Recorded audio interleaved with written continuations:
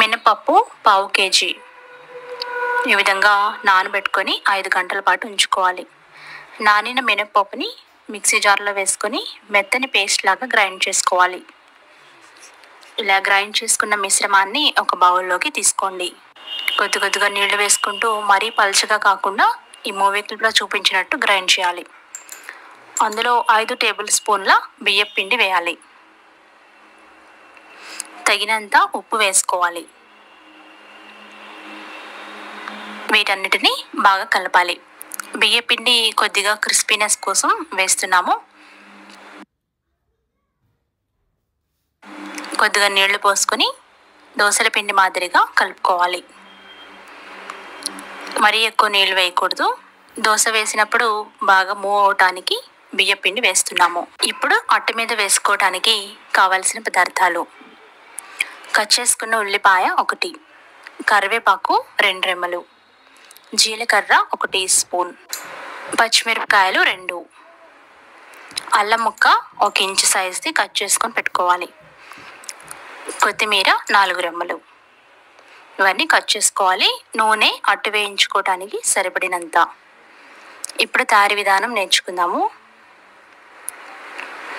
ముందుగా స్టవ్ వెలిగించి ఒక తవా పెట్టి వేడి చేయాలి. కొద్దిగా నీళ్లు చల్లి తవా వేడైందో లేదో చూడాలి. రెడీ చేసి పెట్టుకున్న మినప్పిండిని దోశ తవా మీద వేసుకోవాలి. బాగా దోశలాగా స్ప్రెడ్ చేసుకోవాలి. కొంచెం మందంగా స్ప్రెడ్ చేసుకోవాలి. ఇప్పుడు దాన్ని హై ఫ్లేమ్లో వేయించుకోవాలి. దాని మీద కట్ చేసుకున్న ఉల్లిపాయ ముక్కలు, మీ రుచిని బట్టి ఎక్కువ తక్కువ వేసుకోండి. అలాగే కరివేపాకు, జీలకర్ర, పచ్చిమిరపకాయలు, అల్లం ముక్కలు, కొత్తిమీర చల్లుకోవాలి. ఇంకా మీకు ఇష్టమైతే టమాటా ముక్కలు కూడా వేసుకోవచ్చు. ఇవన్నీ బాగా చల్లుకొని స్పాచులాతో కొద్దిగా ఒత్తుకోవాలి.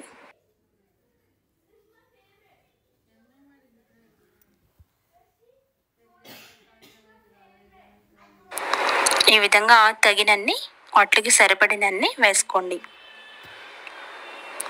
ఇవన్నీ వేయడం వల్ల మంచి టేస్ట్ వస్తుంది మినపట్టుకి. పైన కొద్దిగా నూనెని వేసుకోవాలి. అంచులకు కూడా కొద్దిగా నూనె వేసుకోండి.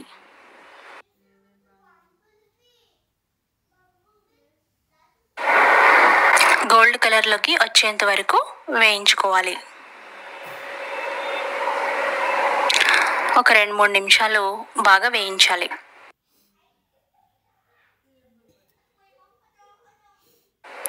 ఈ విధంగా స్పాచులాతో ఒత్తుకుంటే ఉల్లిపాయ పచ్చిమిరపకాయ ముక్కలు లోపలికి వెళ్తాయి. వేగింది అనుకున్న తర్వాత రెండో వైపు కూడా తిప్పి వేయించుకోవాలి. జాగ్రత్తగా తిప్పుకోవాలి, ఎందుకంటే మినప్పిండి కాస్త మెత్తగా ఉంటుంది. రెండో వైపు కూడా తిప్పి ఒక 2 నిమిషాలు